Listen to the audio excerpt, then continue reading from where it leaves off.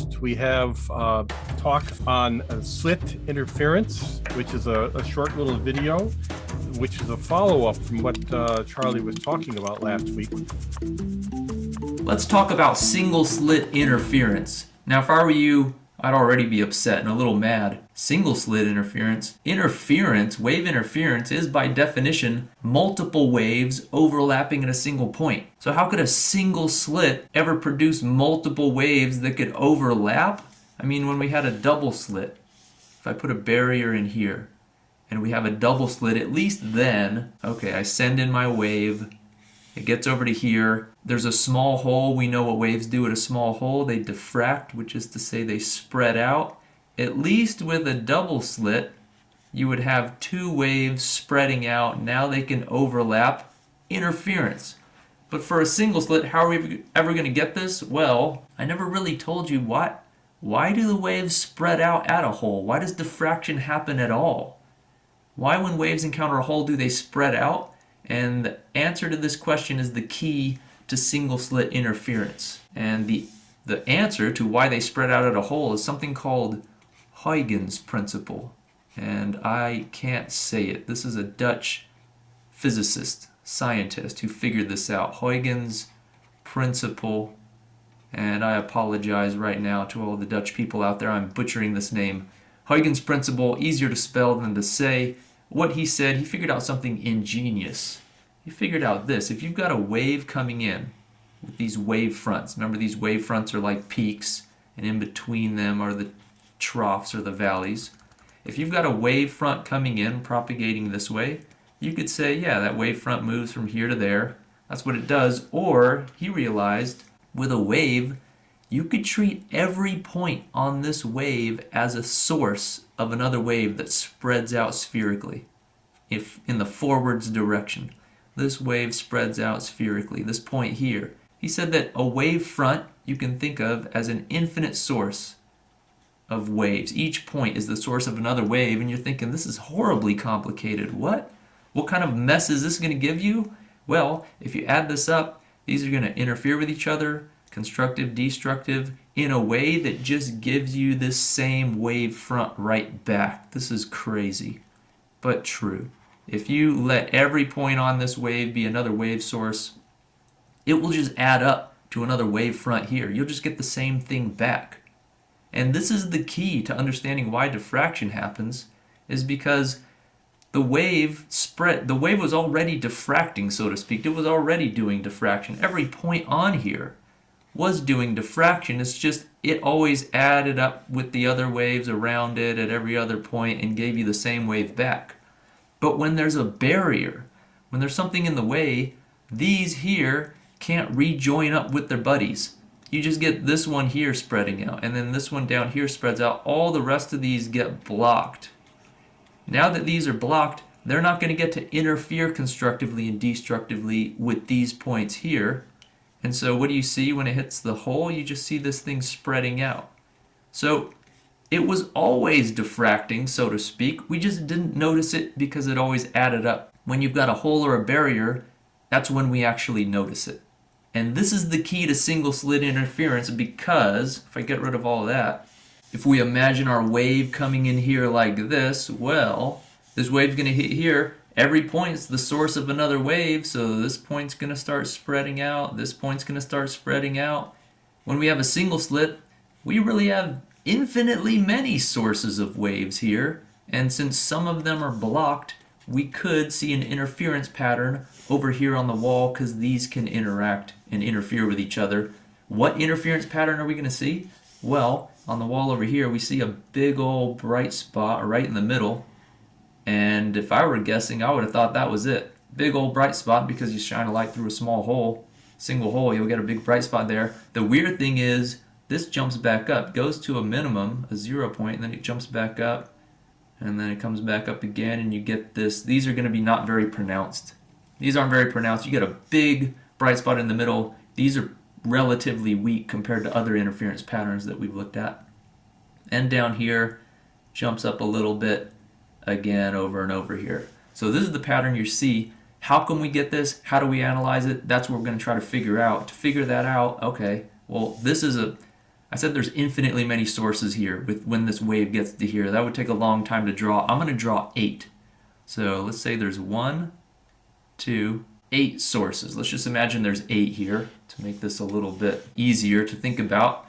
And the weird part is that this jumps back up here. So let's look at this minimum right here. Let's look at this point where it goes to 0, this destructive point. So the wave from this topmost point, this wave from the topmost, uppermost point has to travel a certain distance to get there. I'm going to also look at the 5th one down, this one that's basically halfway. How about these two? If these two interfere destructively, the argument I'm going to make is if these two interfere destructively, all the rest of them are going to have to interfere destructively. Why? Well, we know how to play this game. Let's draw our right angle line here. There we go. And so we know that, okay, if these are going to interfere destructively, this is the extra path length. This extra path length that this second wave, this lower middle wave has to travel, has to be what? If I want destructive over here, it's got to be a half wavelength, 3/2 wavelength, 5/2 wavelength. That's how much it's got to be in order to be destructive.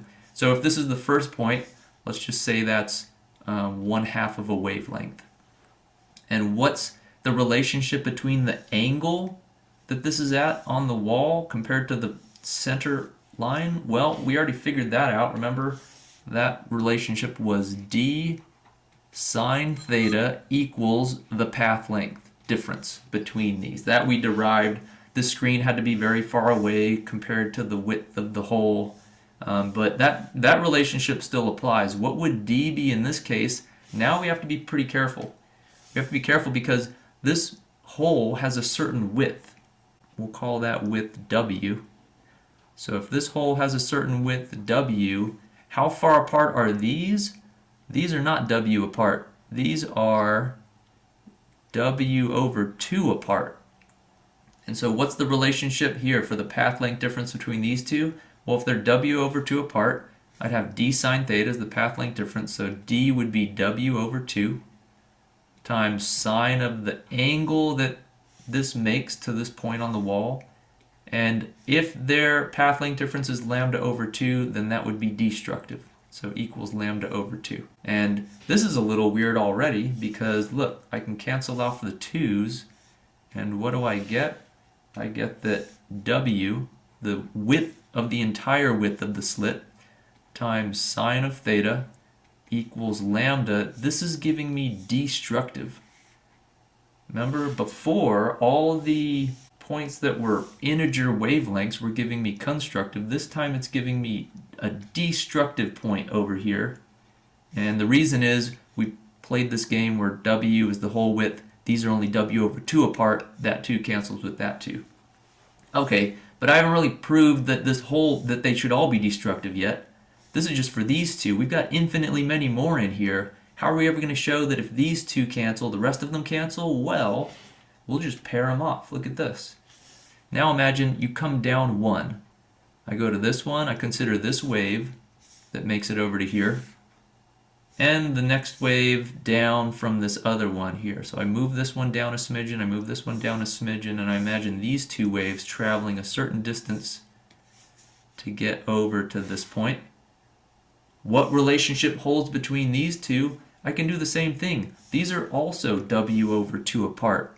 So this here is also w over 2.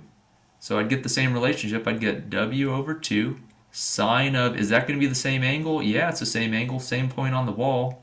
And this is really far away, so these approximations are whole where these lines are supposed to be approximately parallel because this screen or this wall's very far away compared to the width.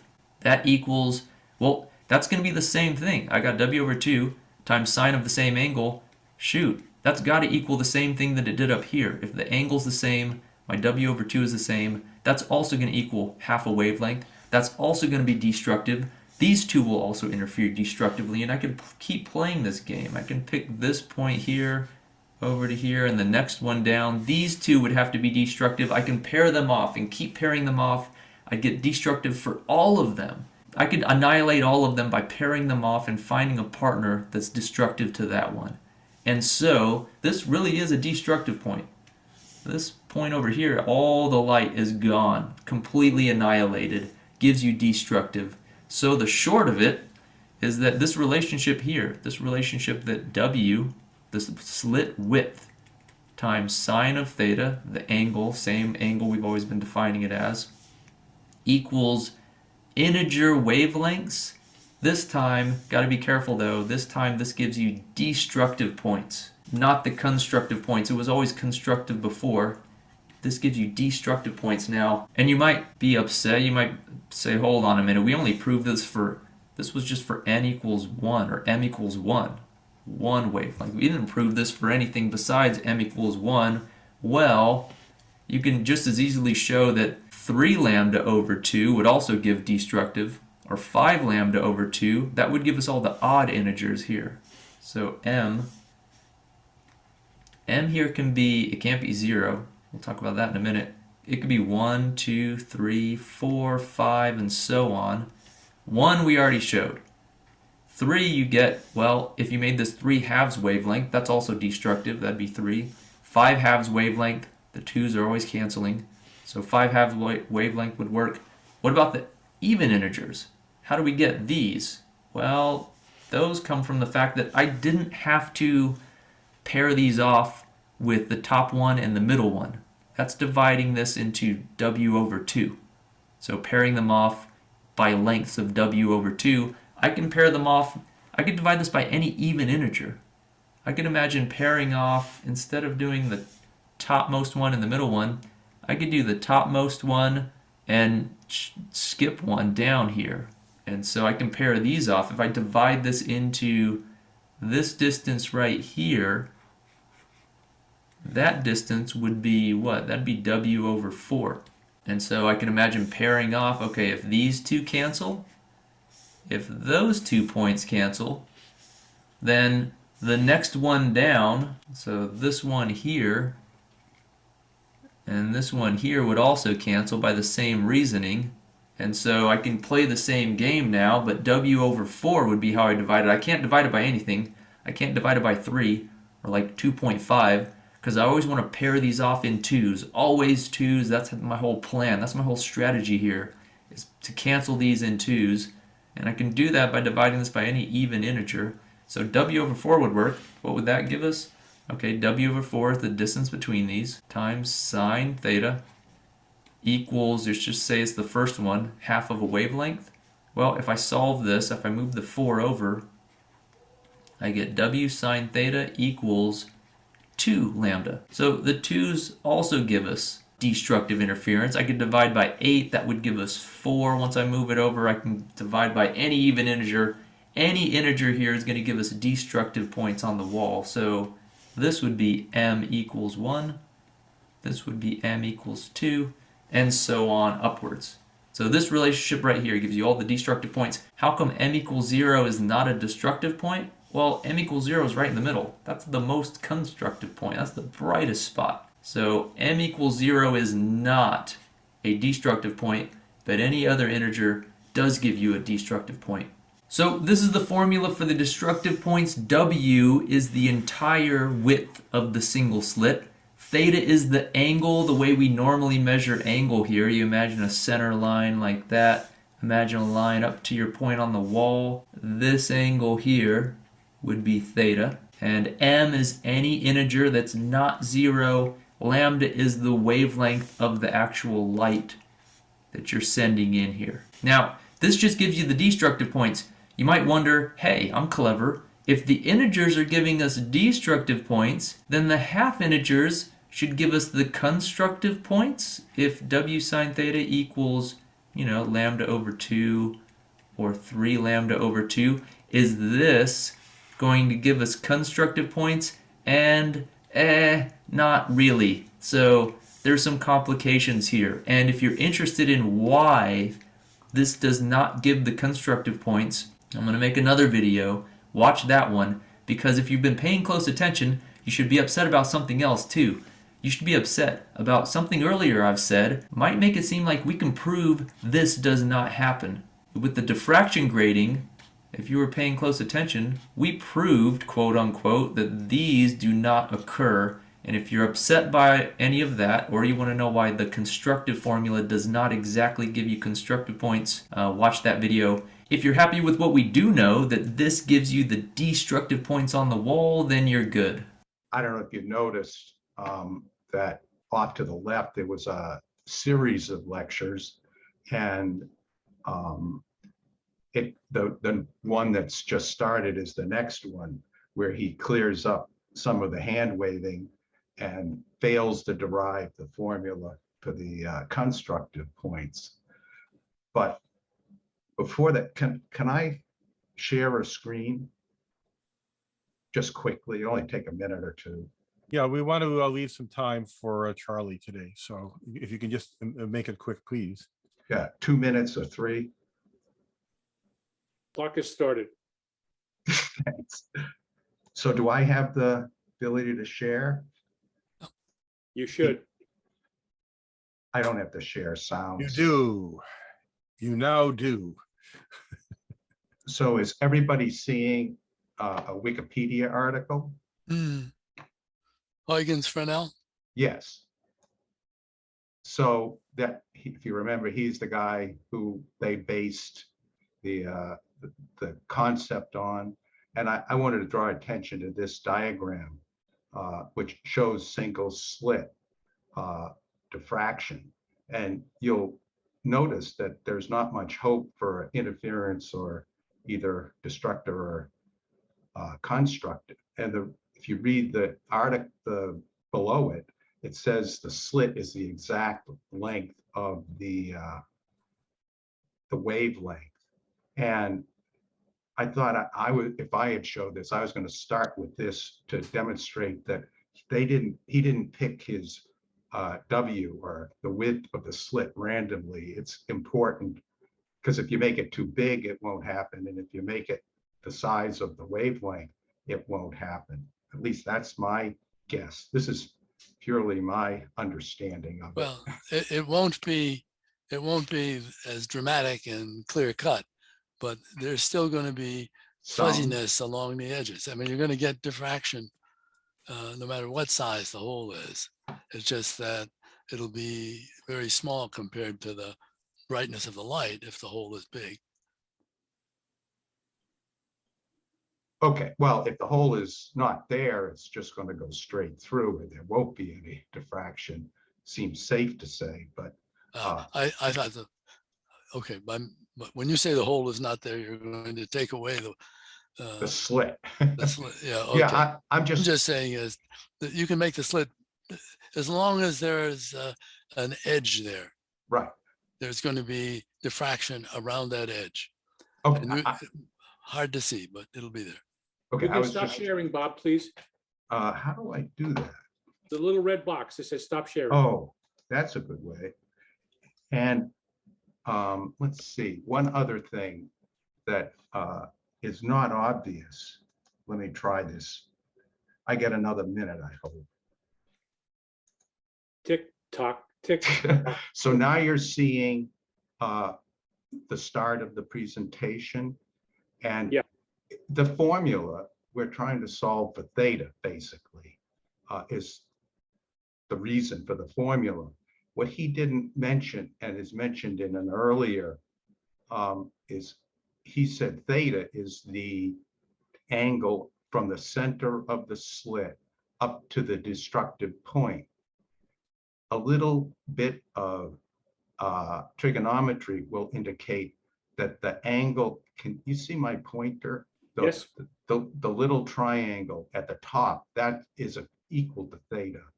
And that's where he gets that the length of the difference in the length of the two lines down at the bottom where I'm pointing is W over 2, since this is W over 2 sine theta.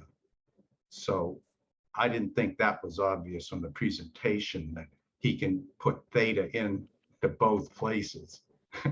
I mean, into the formula, and it applies to two different places, but it does give you the destructive points. So, And there was a bit of more hand waving, and if anyone's interested, they can watch the following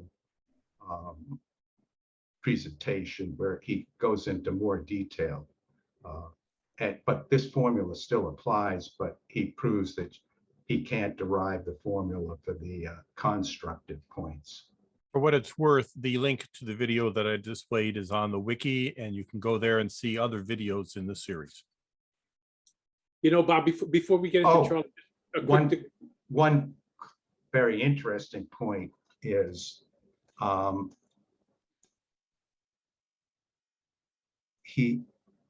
this diffraction grating, because this is one slit, then there can be two, but he proves in the diffraction grating that if there are hundreds of thousands of slits, you actually just get points over here on the wall or screen or whatever it is, which I found kind of interesting, and it's useful for.